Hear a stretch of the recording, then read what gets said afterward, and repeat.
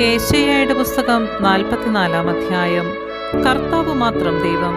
എന്റെ ദാസനായ യാക്കോബേ, ഞാൻ തിരഞ്ഞെടുത്ത ഇസ്രായേലേ, കേൾക്കുക. നിന്നെ സൃഷ്ടിക്കുകയും ഗർഭപാത്രത്തിൽ നിനക്ക് രൂപം നൽകുകയും നിന്നെ സഹായിക്കുകയും ചെയ്യുന്ന കർത്താവ് അരുളി ചെയ്യുന്നു. എന്റെ ദാസനായ യാക്കോബേ, ഞാൻ തിരഞ്ഞെടുത്ത ജഷ്റൂനെ, നീ ഭയപ്പെടേണ്ട. വരണ്ട ഭൂമിയിൽ ജലവും ഉണങ്ങിയ നിലത്ത് അരുവികളും ഞാൻ ഒഴുക്കും. നിന്റെ സന്തതികളുടെ മേൽ എന്റെ ആത്മാവും നിന്റെ മക്കളുടെ മേൽ എന്റെ അനുഗ്രഹവും ഞാൻ വർഷിക്കും. ജലത്തിൽ സസ്യങ്ങളും നദീതീരത്ത് അലരികളും പോലെ അവർ തഴച്ചു വളരും. ഞാൻ കർത്താവിൻ്റെതാണെന്ന് ഒരുവൻ പറയും, മറ്റൊരുവൻ യാക്കോബിന്റെ നാമം സ്വീകരിക്കും. മൂന്നാമതൊരുവൻ സ്വന്തം കയ്യിൽ കർത്താവിനുള്ളവനെന്ന് മുദ്രണം ചെയ്യുകയും ഇസ്രയേൽ എന്ന് പിതൃനാമം സ്വീകരിക്കുകയും ചെയ്യും. ഇസ്രയേലിന്റെ രാജാവും രക്ഷകനും സൈന്യങ്ങളുടെ നാഥനുമായ കർത്താവ് അരുളി ചെയ്യുന്നു, ഞാൻ ആദിയും അന്തവുമാണ്. ഞാനല്ലാതെ മറ്റൊരു ദൈവമില്ല. എനിക്ക് സമാനമായി ആരുണ്ട്? അവനത് ഉദ്ഘോഷിക്കുകയും പ്രഖ്യാപിക്കുകയും തെളിയിക്കുകയും ചെയ്യട്ടെ. വരാനിരിക്കുന്ന കാര്യങ്ങൾ ആദ്യം മുതൽ അറിയിച്ചതാര്? ഇനി എന്ത് സംഭവിക്കുമെന്ന് അവർ പറയട്ടെ. ഭയപ്പെടേണ്ട, ധൈര്യം അവലംബിക്കുക. ഞാൻ പണ്ടേ പറയുകയും പ്രഖ്യാപിക്കുകയും ചെയ്തിട്ടില്ലേ? നിങ്ങൾ എൻ്റെ സാക്ഷികളാണ്. ഞാനല്ലാതെ മറ്റൊരു ദൈവമുണ്ടോ? മറ്റൊരു ഉന്നതശില എൻ്റെ അറിവിലില്ല. വിഗ്രഹം നിർമ്മിക്കുന്നവൻ ഒന്നുമല്ല. അവർ സന്തോഷം പ്രദർശിപ്പിക്കുന്ന വസ്തുക്കൾ നിഷ്പ്രയോജനമാണ്. അവരുടെ സാക്ഷികൾ കാണുന്നില്ല, അറിയുന്നുമില്ല. അതുകൊണ്ട് അവർ ലജ്ജിതരും. ഒന്നിനും ഉപകരിക്കാത്ത ദേവനെ മെനയുകയോ വിഗ്രഹം വാർക്കുകയോ ചെയ്യുന്നത് ആരാണ്? അവർ ലജ്ജിതരാകും. വിഗ്രഹ നിർമ്മാതാക്കൾ മനുഷ്യർ മാത്രം. അവർ ഒരുമിച്ച് അണിനിരക്കട്ടെ. അവർ ഭയപ്പെടുകയും ലജ്ജിക്കുകയും ചെയ്യും. ഇരുമ്പ് പണിക്കാരൻ തീക്കനലിൽ വെച്ച് പഴുപ്പിച്ച് ചുറ്റികയ്ക്കടിച്ച് അതിന് രൂപം കൊടുക്കുന്നു. അങ്ങനെ തന്റെ കരബലം കൊണ്ട് അത് നിർമ്മിക്കുന്നു.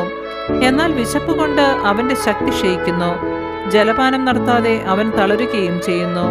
തച്ചൻ തോതുപിടിച്ച് നാരായം കൊണ്ട് അടയാളമിടുന്നു. അവൻ തടി ചെത്തിമിനുക്കി മട്ടം വെച്ച് വരച്ച് ഭവനത്തിൽ പ്രതിഷ്ഠിക്കാൻ യോഗ്യമായ സുന്ദരമായ ആൾരൂപമുണ്ടാക്കുന്നു. അവൻ ദേവദാരു വെട്ടുന്നു, അല്ലെങ്കിൽ കരുവേലകവും സരളമരവും തിരഞ്ഞെടുത്ത് വൃക്ഷങ്ങൾക്കിടയിൽ വളരാൻ അനുവദിക്കുന്നു. അവൻ ദേവദാരു നടുകയും മഴ അതിന് പുഷ്ടി നൽകുകയും ചെയ്യുന്നു. പിന്നെ അത് വിറകിനെടുക്കും. ഒരു ഭാഗം കത്തിച്ച് തീ കായുന്നതിനും ആഹാരം പാകം ചെയ്യുന്നതിനും ഉപയോഗിക്കുന്നു. മറ്റൊരു ഭാഗമെടുത്ത് ദേവനെ ഉണ്ടാക്കി ആരാധിക്കുകയും വിഗ്രഹം കൊത്തിയെടുത്ത് അതിന്റെ മുൻപിൽ പ്രണമിക്കുകയും ചെയ്യുന്നു. തടിയുടെ ഒരു ഭാഗം കത്തിച്ച് അതിൽ മാംസം ചുട്ടുതിന്ന് തൃപ്തനാകുന്നു. തീ കാഞ്ഞുകൊണ്ട് അവൻ പറയുന്നു, കൊള്ളാം, നല്ല ചൂട്, ജ്വാലകൾ കാണേണ്ടത് തന്നെ. ശേഷിച്ച ഭാഗം കൊണ്ട് അവൻ ദേവനെ വിഗ്രഹത്തെ ഉണ്ടാക്കി അതിനെ പ്രണമിച്ച് ആരാധിക്കുന്നു.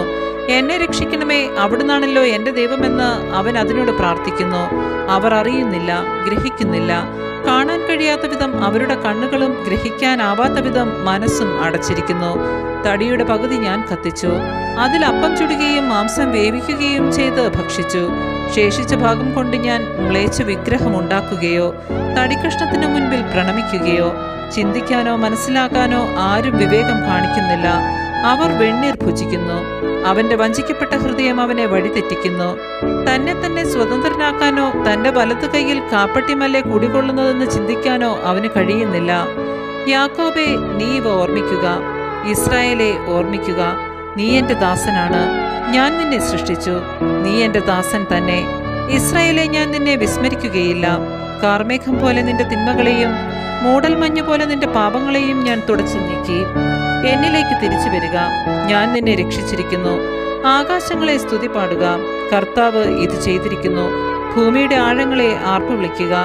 പർവ്വതങ്ങളെ, വനങ്ങളെ, വനവൃക്ഷങ്ങളെ ആർത്തുപാടുക. കർത്താവ് യാക്കോബിനെ രക്ഷിച്ചിരിക്കുന്നു. ഇസ്രയേലിൽ അവിടുത്തെ മഹത്വം പ്രകീർത്തിക്കപ്പെടും. ഗർഭത്തിൽ നിനക്ക് രൂപം നൽകിയ നിന്റെ രക്ഷകനായ കർത്താവ് അരുളി ചെയ്യുന്നു. എല്ലാം സൃഷ്ടിക്കുകയും ആകാശത്തെ വിരിക്കുകയും ഭൂമിയെ വ്യാപിപ്പിക്കുകയും ചെയ്ത കർത്താവ് ഞാനാണ്. ആരുണ്ടായിരുന്നു അപ്പോൾ എന്നോടൊന്നിച്ച്? വ്യാജ പ്രവാചകന്മാരുടെ ശകുനങ്ങളെ അവിടുന്ന് വ്യർത്ഥമാക്കുകയും പ്രശ്നം വെക്കുന്നവരെ വിഡ്ഢികളാക്കുകയും ചെയ്യുന്നു. വിജ്ഞാനികളുടെ വാക്കുകളെ അവിടുന്ന് വിപരീതമാക്കുകയും അവരുടെ ജ്ഞാനത്തെ ഭോഷത്വമാക്കുകയും ചെയ്യുന്നു. അവിടുന്ന് തന്റെ ദാസരുടെ വാക്കുകൾ ഉറപ്പിക്കുകയും ദൂതരുടെ ഉപദേശങ്ങൾ നിവർത്തിക്കുകയും ചെയ്യുന്നു. ജെറുസലേമിനോട് അവൾ അധിവസിക്കപ്പെടുമെന്നും യൂദാ നഗരങ്ങളോട് അവർ പുനർനിർമ്മിക്കപ്പെടുമെന്നും നാശത്തിൽ നിന്ന് അവരെ താൻ പുനരുദ്ധരിക്കുമെന്നും അവിടുന്ന് അരുളി ചെയ്യുന്നു. ഉണങ്ങിപ്പോവുക, നിന്റെ നദികളെ ഞാൻ വറ്റിക്കുമെന്ന് അവിടുന്ന് ആഴത്തോട് കൽപ്പിക്കുന്നു. സൈറസിനെ പറ്റി ഞാൻ നിയോഗിച്ച ഇടയനാണവൻ. അവൻ എൻ്റെ ഉദ്ദേശം സഫലമാക്കുമെന്നും ജെറൂസലേമിനെ കുറിച്ച് അവൾ പുനർനിർമ്മിക്കപ്പെടുമെന്നും ദേവാലയത്തെക്കുറിച്ച് നിന്റെ അടിസ്ഥാനം ഉറപ്പിക്കുമെന്നും അവിടുന്ന് അരുളി ചെയ്യുന്നു. ആമേൻ. പരിശുദ്ധ പരമ ദിവ്യകാരുണ്യത്തിന് എന്നേരവും ആരാധനയും സ്തുതിയും പുകഴ്ചയും ഉണ്ടായിരിക്കട്ടെ.